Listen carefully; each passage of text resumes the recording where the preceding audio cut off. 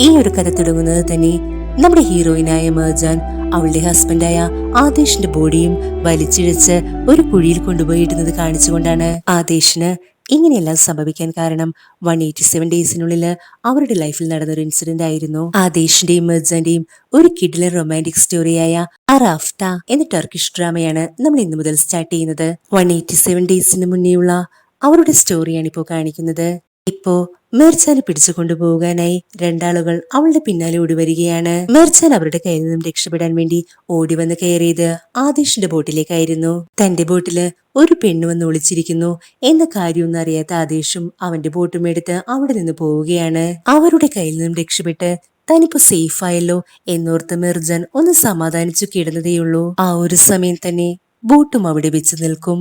കാരണം ആദേശ് ഈ ഒരു സമയം മെർജാൻ അവിടെ കണ്ടിട്ടുണ്ടായിരുന്നു. പെട്ടെന്ന് തന്നെ ആദേശ് അവളുടെ അടുത്തേക്ക് വന്നിട്ട് പറയും, ഇതെന്തൊരു അത്ഭുതം, ഞാൻ വലയിടാൻ പോകുന്നതിന് മുൻപേ തന്നെ എന്റെ വലയില് സുന്ദരിയായ ഒരു മത്സ്യകന്യക വന്ന് കുടുങ്ങിയിട്ടുണ്ടല്ലോ. ആദേശിന്റെ ഈ കളിയാക്കല് കേൾക്കുമ്പോ മെർജാന് നന്നായിട്ട് ദേഷ്യം വരുന്നുണ്ട്. പക്ഷേ തന്റെ അവസ്ഥ മോശമായത് കൊണ്ട് തന്നെ അവളൊന്നും മിണ്ടാതെ നിൽക്കും. അവളുടെ ഈ നിൽപ്പ് കാണുമ്പോ ആദേശ് വീണ്ടും അവളോട് ചോദിക്കും, അല്ല, ഈ വലയേക്കിട്ട് പുതച്ചു മൂടി നീ എന്ത് ചെയ്യുമായിരുന്നു എന്റെ ബോട്ടില്? അതും കൂടി കേട്ടതോടെ മെർജന്റെ എല്ലാ കൺട്രോളും നഷ്ടപ്പെട്ടു. പെട്ടെന്ന് തന്നെ അവിടെ നിന്നും എഴുന്നേറ്റ മെർജൻ നല്ല ദേഷ്യത്തിൽ തന്നെ ആ വല വലിച്ചൂരുകയാണ്. പക്ഷേ എത്ര ശ്രമിച്ചിട്ടും വല മാറ്റാൻ അവളെ കൊണ്ട് സാധിക്കുന്നുണ്ടായിരുന്നില്ല. മെർജാന്റെ ഈ പരാക്രമമെല്ലാം കണ്ടിട്ട് ആദേശ് അവളോട് ചോദിക്കും, നീ ഒന്ന് നിർത്തിക്കേ, അല്ല എന്താ നീ കാണിച്ചു കൂട്ടുന്നത്? ഞാൻ നിന്നെ സഹായിക്കാം എന്ന് പറഞ്ഞ ആദേശും അവളുടെ കയ്യിലേക്ക് പിടിക്കേണ്ട താമസം, എനിക്കാരുടെ സഹായം വേണ്ട, ഞാൻ ഇത് തനിയെ മാറ്റിക്കോളാം എന്ന് പറഞ്ഞ് അവൾ ആദേശിന്റെ കൈ തട്ടുമാറ്റുകയാണ്. എന്നിട്ട് വീണ്ടും വീണ്ടും മെർജാൻ ഇത് തന്നെ കാണിച്ചുകൊണ്ടിരിക്കുമ്പോ ആദേശ് അവളോട് പറയും, നീ വല അഴിക്കുവാണോ അതോ വീണ്ടും വീണ്ടും കുരുക്കുവാണോ? ഇതും പറഞ്ഞുകൊണ്ട് ആദേശ് അവളുടെ സമ്മതത്തിനൊന്നും കാത്തു നിൽക്കാതെ അവളുടെ ദേഹത്ത് നിന്നും വലയെല്ലാം മാറ്റിക്കൊടുക്കും. പെട്ടെന്ന് ബോട്ട് അനങ്ങുമ്പോ മെർജാന് അവളുടെ ബാലൻസ് നഷ്ടപ്പെടും. മെർജാൻ വീഴാതിരിക്കാൻ വേണ്ടി ആദേശ് അവളെ ചേർത്ത് പിടിച്ചു നിർത്തും. ആദേശ് തന്റെ അനുവാദമില്ലാതെ ഇങ്ങനെയെല്ലാം ചെയ്തത് കൊണ്ട് മെർജാനും ദേഷ്യം വന്ന് അവനോട് ചോദിക്കും, എന്റെ പെർമിഷൻ ഇല്ലാതെ എന്നെ പിടിക്കാൻ നിന്നോട് ആരാ പറഞ്ഞത്? മര്യാദയ്ക്ക് നീ എന്നെ വിട്ടോ എന്ന് പറയേണ്ട താമസം തന്നെ ആദേശ് അവന്റെ കൈവിടും. ആ ഒരു സ്പീഡിൽ തന്നെ മെർജാനും മൂടും കുത്തി താഴ്ത്തോട്ട് വീഴും. ആ ഒരു വീഴ്ചയില് നന്നായിട്ട് വേദന എടുത്തിട്ട് മെർജാനും അവനോട് ചോദിക്കും, നീ എന്താണ് ഈ കാണിച്ചത്? എന്തിനാ എന്നെ താഴേക്ക് എടുത്തിട്ടത്? അത് ശരി, നീ പറഞ്ഞിട്ടല്ലേ ഞാൻ നിന്നെ വിട്ടത് എന്ന് ആദേശ് മറുപടി പറയുമ്പോ മെർജാനും അവനോട് പറയും, അതൊക്കെ പോട്ടെ, നീ മര്യാദയ്ക്ക് ബോട്ട് തിരിച്ചെടുക്ക്. മെർജാന്റെ ഈ ഒരു ആജ്ഞാപിക്കല് ആദേശിന് ഒട്ടും ഇഷ്ടപ്പെടില്ല. നീ പറയുന്നതൊക്കെ കേട്ടനുസരിക്കാൻ ഞാൻ നിന്റെ വേലക്കാരനൊന്നുമല്ല, എനിക്ക് വേറെ പണിയുണ്ട് എന്ന് പറഞ്ഞിട്ട് ആദേശും മുകളിലേക്ക് പോയിട്ട് അവന്റെ ബോട്ട് സ്റ്റാർട്ട് ചെയ്യും. ഇത് കണ്ട മെർജാൻ അവന്റെ പിന്നാലെ ഓടി ചെന്നിട്ട് പറയും, നീ ബോട്ടൊന്ന് തിരിച്ചെടുക്ക്, എന്റെ ഫാമിലിയിലുള്ളവര് ഇപ്പൊ എന്നെ കാണാതെ വിഷമിക്കുന്നുണ്ടാകും. ആദേശ് അതത്ര മൈൻഡ് ചെയ്തില്ലെങ്കിലും അവളോട് ചോദിക്കും, ആദ്യം നീ ഇത് പറ, നീ എന്തിനാ എന്റെ ബോട്ടിൽ കയറി ഒളിച്ചിരുന്നത്? ഇതൊന്നും നീ അറിയേണ്ട കാര്യമേ അല്ല എന്ന് പറഞ്ഞ് മെർജൻ വീണ്ടും ആദേശിനെ ദേഷ്യപ്പെടുത്തുകയാണ്. എന്റെ ബോട്ടിൽ കയറിയിട്ട് എന്നോട് തന്നെ നീ അഹങ്കാരം കാണിക്കുന്നു എന്ന് ആദേശ് മനസ്സിൽ ചിന്തിച്ചെങ്കിലും അവളുടെ ആ ഒരു നിൽപ്പ് കണ്ടിട്ട് സഹതാപം തോന്നി അവൻ ബോട്ട് തിരിച്ചെടുക്കും. നമ്മുടെ മെർജാനും ആള് നല്ല ലക്കി ആയതുകൊണ്ട് തന്നെ അവള് വന്ന് കയറിയത് ആ ഗുണ്ടകളുടെ വായിലേക്കായിരുന്നു. അവരെ കണ്ടപാടെ തന്നെ മെർജാൻ അവിടെ നിന്ന് ഓടുകയാണ്. ഇതെല്ലാം പിന്നിൽ നിന്ന് ആദേശം കാണുന്നുണ്ടായിരുന്നു. പിന്നീട് കാണിക്കുന്നത് മെർജാന്റെ വീടാണ്. തന്റെ മകളെ ആരോ കിഡ്നാപ്പ് ചെയ്തു എന്ന് പറഞ്ഞ് അവളുടെ ഡാഡി കലി തൊള്ളി നിൽക്കുമ്പോ അവളുടെ അമ്മയും സഹോദരനും അവിടെ കരഞ്ഞുകൊണ്ടിരിക്കുകയാണ്. ഇതേ സമയം മെർജാൻ ഓടി വന്ന് നിൽക്കുന്നത് വലിയൊരു കുന്നിന്റെ മുകളിലാണ്. മുന്നോട്ട് പോകാൻ വഴിയില്ലാത്തത് കൊണ്ട് വളരെ ടെൻഷനായി ഇനി എന്തു ചെയ്യും എന്നാലോചിച്ചിരുന്ന സമയത്ത് ആ ഒരു ഗുണ്ടകൾ എല്ലാവരും കറക്റ്റ് ആയിട്ട് അവളുടെ അടുത്തേക്ക് വരുന്നത് ഇവന്മാരുടെയൊക്കെ കയ്യിൽ കിട്ടുന്നതിനേക്കായി നല്ലത് താഴേക്ക് ചാടുന്നതാണ് എന്ന് ചിന്തിച്ച മെർജാനും താഴേക്ക് ചാടാനായി കാലെടുത്ത് വെക്കുന്ന സമയത്താണ് നല്ല സ്റ്റൈലായിട്ട് നമ്മുടെ ആദേശ് കുതിരപ്പുറത്ത് വരുന്നത്. എന്നിട്ട് അവനും സകലമാന ഗുണ്ടകളെയും അടിച്ചു നിലത്തിട്ടിട്ട് മെർജാനോട് പറയും, വാ നമുക്ക് ഇവിടെ നിന്ന് പോകാം, ഞാൻ നിന്റെ കൂടെ വരില്ല എന്ന് മെർജാൻ പറയുന്നത് കേട്ടിട്ട് ആദേശും അവളോട് പറയും, ആ നന്നായി, നീ ഇവിടെ തന്നെ നിന്നോ, ആ ഗുണ്ടകൾക്കൊക്കെ ഒരു കാവലായിക്കോട്ടെ. ഇത് കേൾക്കുമ്പോ മെർജാന് പേടിച്ച് വേഗം തന്നെ ആദേശിന്റെ കൂടെ കുതിരപ്പുറത്തേക്ക് കയറും. പിന്നീട് വളരെ വിജനമായ ഒരു സ്ഥലത്തെത്തുമ്പോ ആദേശ് പറയും, ഇനി കുതിരയും കൊണ്ട് മുന്നോട്ട് പോകാൻ സാധിക്കില്ല, സൂര്യൻ അസ്തമിച്ചു തുടങ്ങിയിരിക്കുന്നു, ഇന്ന് രാത്രി നമുക്ക് ഇവിടെ സ്റ്റേ ചെയ്യാം എന്ന് പറഞ്ഞുകൊണ്ട് ആദേശ് മെർജാനെയും കൊണ്ട് വളരെ സേഫായ ഒരു സ്ഥലത്തേക്ക് പോവുകയാണ്. പക്ഷേ മെർജാൻ എന്നെ കൊണ്ടൊന്നും ഇവിടെ നിൽക്കാൻ പറ്റില്ല എന്ന് പറഞ്ഞ് അവിടെ നിന്ന് പോകുമ്പോഴാണ് ആ ഗുണ്ടകളെല്ലാം അവളെ തിരഞ്ഞു നടക്കുന്നത് മിർജാൻ കാണുന്നത്. ഈ ഒരു സമയത്തും ആദേശ് തന്നെയാണ് അവിടേക്ക് വന്ന് അവളെ രക്ഷിക്കുന്നത്. ഇതും കൂടിയായപ്പോ മിർജാന് ചെറിയൊരു വിശ്വാസം ആദേശിനോട് തോന്നുകയാണ്. എന്നിട്ട് അവൾ അവനോട് പറയും, എന്നോട് നീ ക്ഷമിക്കണം. നീ ആരാണെന്ന് അറിയാത്തത് കൊണ്ട് തന്നെ എനിക്ക് നിന്നെ തീരെ വിശ്വാസമുണ്ടായിരുന്നില്ല. നിന്റെ പേരെന്താണ് എന്നവൾ ചോദിക്കുമ്പോ ആദേശ് എന്നവൻ മറുപടി പറയും, എന്റെ പേര് മിർ എന്ന് പറഞ്ഞു തുടങ്ങുമ്പോഴേ എനിക്ക് നിന്റെ പേരൊന്നും കേൾക്കാൻ താല്പര്യമില്ല എന്ന് ആദേശ് പറയുകയാണ്. മിർജാനും അതിൽ ചെറിയൊരു സങ്കടം വന്നെങ്കിലും അത് പുറത്തു കാണിക്കാതെ അവൾ ചോദിക്കും, നിന്റെ വീട്ടില് നിനക്കാരൊക്കെയാണുള്ളത്? ആ ഒരു ചോദ്യം ആദേശിനെ വല്ലാതെ അസ്വസ്ഥനാക്കുന്നുണ്ട്. അതുകൊണ്ട് തന്നെ മിർജാനോട് മറുപടി പറയാനൊന്നും നിൽക്കാതെ അവൻ പോയി കിടക്കുകയാണ്. ഇതെന്താ, നീ ഉറങ്ങാൻ പോവുകയാണോ എന്ന് മിർജാൻ അവനോട് ചോദിക്കുമ്പോ, ആദ്യം നീ നിന്റെ വായൊന്ന് പൂട്ടിവെക്ക്, എന്നാലല്ലേ എനിക്ക് ഉറങ്ങാൻ പറ്റൂ എന്ന് ആദേശും പറയും. മിർജാൻ പറയും, ഞാനിവിടെ ടെൻഷൻ അടിച്ച് ഒന്ന് കണ്ണുപോലും അടക്കാൻ പറ്റാതിരിക്കുമ്പോഴാ നിന്റെ ഒരു ഒടുക്കത്തെ ഉറക്കം. ഇത് കേൾക്കുന്ന ആദേശ് അവളോട് പറയും, നിനക്ക് ടെൻഷൻ അടിക്കണമെങ്കിൽ അടിക്കാം, അല്ലെങ്കിൽ ഉറങ്ങണമെങ്കിൽ ഉറങ്ങാം. നിനക്ക് എന്താ ചെയ്യാൻ തോന്നുന്നത് അത് നീ ചെയ്തോ. ആദേശിന്റെ വർത്താനം കേൾക്കുമ്പോ മിർജാന് നന്നായിട്ട് ദേഷ്യം വരും. ഇതേപോലൊരു കാട്ടാള സ്വഭാവമുള്ള ഒരുത്തനെ ഞാൻ എന്റെ ജീവിതത്തിലേ കണ്ടിട്ടില്ല എന്ന് പറഞ്ഞ് മിർജാൻ അവിടെ ഇരുന്ന് പിറുപിറുക്കുമ്പോ ആദേശം അവളോട് ചോദിക്കും, എന്തോന്ന്, നീ വല്ലതും പറഞ്ഞായിരുന്നു ഇപ്പോ? ഞാനൊന്നും പറഞ്ഞിട്ടില്ല എന്ന് പറഞ്ഞ് മിർജാനും അവിടെ നിന്ന് മാറിയിരിക്കും. ഇങ്ങനെ പരസ്പരം തല്ലുകൂടി അന്ന് രണ്ടുപേരും അവിടെ കിടന്നുറങ്ങി. അടുത്ത ദിവസം നേരം വെളുത്തപ്പോ ആദേശായിരുന്നു ആദ്യം ഉണർന്നത്.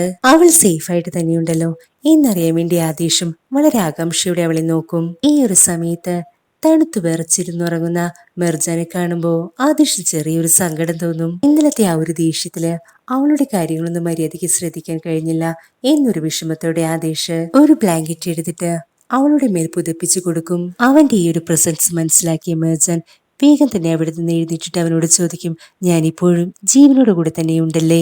ആദേശും അതേ എന്ന് പറയുന്നത് കേൾക്കുമ്പോ മിർജാനും ചെറിയൊരു സമാധാനമൊക്കെ തോന്നും. അതിനുശേഷം അവളെ പിടിക്കാൻ വന്നവരൊക്കെ അവിടെയില്ല എന്ന് മനസ്സിലാക്കിയ ആദേശ് അവന്റെ ഫോൺ അവളുടെ കയ്യിലേക്ക് കൊടുത്തിട്ട് പറയും, നീ നിന്റെ ഫാമിലിയിലേക്ക് വിളിച്ചിട്ട് പറ, ഞാനൊരു ലൊക്കേഷൻ തരാം അവിടേക്ക് വരാൻ. അങ്ങനെ അവൻ പറഞ്ഞ ലൊക്കേഷനിലേക്ക് മിർജാനെ കൊണ്ടുപോകാനായി അവളുടെ ഡാഡിയും അവരുടെ ഫാമിലി ഫ്രണ്ടായ നസീറും കൂടെ വരികയാണ്. നസീറിന് മിർജാനെ വളരെ ഇഷ്ടമാണ്. അവളെ വിവാഹം കഴിക്കണം എന്നതാണ് അവന്റെ ആഗ്രഹം. ഈ ഒരു സമയം മിർജാന്റെ ഡാഡി ആദേശിനോട് പറയും, എന്റെ മകളെ ഇത്രയും വലിയ അപകടത്തിൽ നിന്നും രക്ഷിച്ചതിന് നിനക്ക് നന്ദി. പക്ഷേ നസീറിന് അതത്ര ഇഷ്ടപ്പെടില്ല. എന്നിട്ട് അവൻ ആദേശിനോട് പറയും, ഇതിന് പ്രത്യുപകാരമായി നിനക്ക് എന്തു വേണമെങ്കിലും എന്നോട് ചോദിക്കാം. നിനക്ക് എത്ര പണമാണ് വേണ്ടതെങ്കിലും എന്നോട് പറയാം. അത് തന്ന് നിന്നെ സെറ്റിൽ ചെയ്യാൻ ഞാൻ തയ്യാറാണ്. നസീറിന്റെ ഇതേപോലുള്ള സംസാരം ആദേശിന് തീരെ ഇഷ്ടപ്പെട്ടിട്ടില്ല എന്ന് മനസ്സിലാക്കിയ മിർജാന്റെ ഡാഡിയും അവനോട് പറയും, ഇന്നത്തെ ഡിന്നറിനായി ഞാൻ നിങ്ങളെ എന്റെ വീട്ടിലേക്ക് ക്ഷണിക്കുന്നു. നിങ്ങൾ ഫാമിലിയുമായി ഇന്ന് രാത്രി തീർച്ചയായും വരണം. മിർജാൻ അവിടെ നിന്ന് പോയി കഴിയുമ്പോ ആദേശ് നേരെ പോകുന്നത് അവന്റെ വീട്ടിലേക്കാണ്. എന്നിട്ട് അവൻ ആന്റിയോട് പറയും, ഇന്ന് ഞാൻ ഹൈദറിനെ കണ്ടു. ഇത് കേട്ടിട്ട് ആന്റി നന്നായി ഷോക്കാകുന്നുണ്ട്.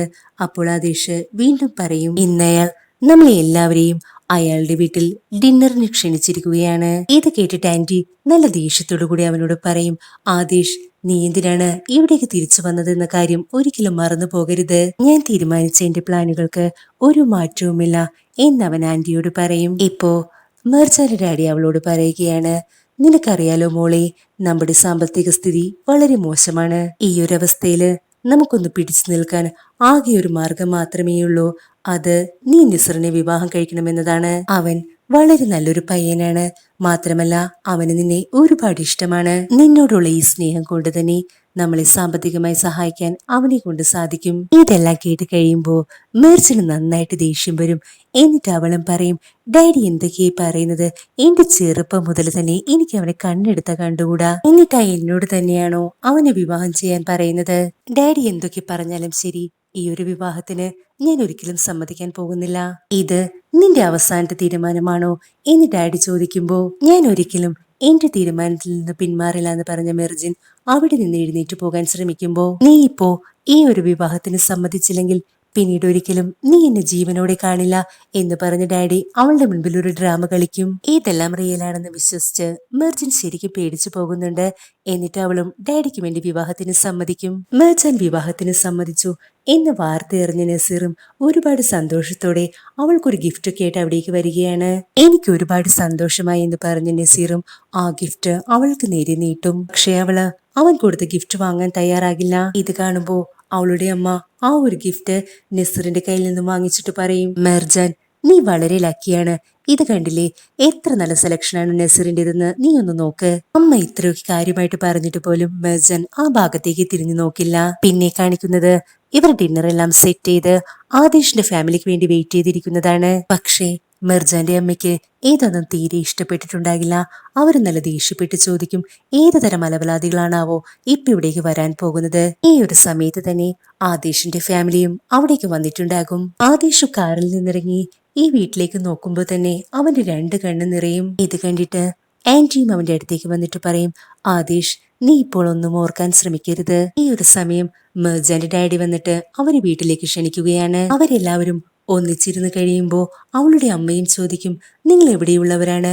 ഇതിനു മുൻപ് നിങ്ങൾ ഇവിടെ കണ്ടിട്ടില്ലല്ലോ. അപ്പോ ആദേശിന്റെ ആന്റിയും മറുപടി പറയും, ഞങ്ങൾ പുറത്തായിരുന്നു, നാട്ടിലേക്ക് വന്നിട്ട് ഇപ്പൊ കുറച്ച് ദിവസമേ ആയിട്ടുള്ളൂ. ആദേശ് എന്താണ് ചെയ്യുന്നതെന്ന് അവളുടെ ഡാഡി ചോദിക്കുമ്പോ അവൻ പറയും, ഞാനൊരു കൺസ്ട്രക്ഷൻ എഞ്ചിനീയർ ആണ്.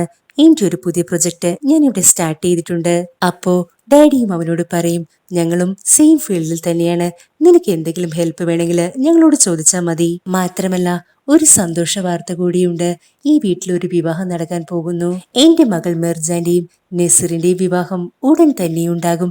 നിങ്ങൾ അതിൽ കൂടെ പങ്കെടുക്കണം എന്ന് ഡാഡി പറയുമ്പോ ആദേശ് വളരെ ടെൻഷനോടുകൂടി മെർജാന്റെ മുഖത്തേക്ക് നോക്കുകയാണ്. വളരെ വിഷമത്തില് നിസ്സഹായ ഭാവത്തോടെ തിരിച്ചു മെർജാനും അവന്റെ മുഖത്തേക്ക് നോക്കും. ഇതെല്ലാം എല്ലാവരും ശ്രദ്ധിക്കുന്നു എന്ന് മനസ്സിലാക്കിയ ആദേശ് അവരെയെല്ലാം കാണിക്കാൻ വേണ്ടി അവളോട് വിശ്വസൊക്കെ പറയും. അങ്ങനെ ഇപ്പോ കല്യാണത്തിന്റെ ദിവസം വന്നെത്തി. നസീർ അവന്റെ സിസ്റ്ററിനെ കൂട്ടിക്കൊണ്ട് വിവാഹത്തിന് ഒരുങ്ങി വരികയാണ്. മെർജാൻ ഒട്ടും താല്പര്യമില്ലാതെയാണ് നസറിന്റെ കൂടെ നിൽക്കുന്നത്. നസറിന് ഇതെല്ലാം മനസ്സിലാകുന്നുണ്ടെങ്കിലും മെർജാനെ സ്വന്തമാക്കാമല്ലോ എന്ന് കരുതി അവൻ വളരെ ഹാപ്പിയാണ്. ഈ ഒരു മാരേജ് ഫംഗ്ഷൻ ലീഗലായി നടക്കാനായി ഇനി കുറച്ച് സമയം കൂടെ ബാക്കിയുള്ളൂ. ഈ ഒരു അവസാന നിമിഷത്തിൽ പോലും പ്രതീക്ഷ കൈവിടാതെ മെർജ് പ്രാർത്ഥിച്ചുകൊണ്ടിരിക്കുകയാണ്. എന്റെ ഈ വിവാഹം എങ്ങനെയെങ്കിലും ഒന്ന് മുടക്കി തരണേ ദൈവമേ എന്ന്. ഈ ഒരു സമയത്ത് തന്നെ നസീറും അവിടെ വന്ന് ചോദിക്കും, മെർജാൻ നീ ഇവിടെ എന്ത് ചെയ്യുക?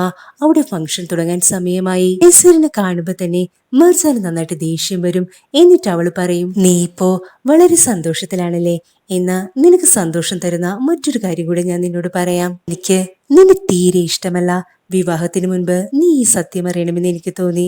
അതാ ഞാനും നിന്നോട് പറഞ്ഞത്. ഇത് കേൾക്കുന്ന നസീറിന് ഒരു കുലുക്കവും ഉണ്ടാകില്ല. കുറച്ചു നേരം അവൻ മെർജാന്റെ മുഖത്തേക്ക് നോക്കി നിൽക്കും. എന്നിട്ട് അവൻ പറയും, ചെറുപ്പം മുതലേ എനിക്ക് നിന്നെ അറിയാം. മറ്റാരെക്കാളും നന്നായിട്ട് നിനക്കും എന്നെ അറിയാം. ഞാൻ തീരെ ക്ഷമയില്ലാത്തൊരു വ്യക്തിയാണ്. എന്റെ ജീവിതത്തില് ഒന്നിനു വേണ്ടി ഞാൻ ഇതേവരെ കാത്തിരുന്നിട്ടില്ല. പക്ഷേ മെർജാൻ, എനിക്ക് നിന്നെ ഒരുപാട് ഇഷ്ടമാണ്.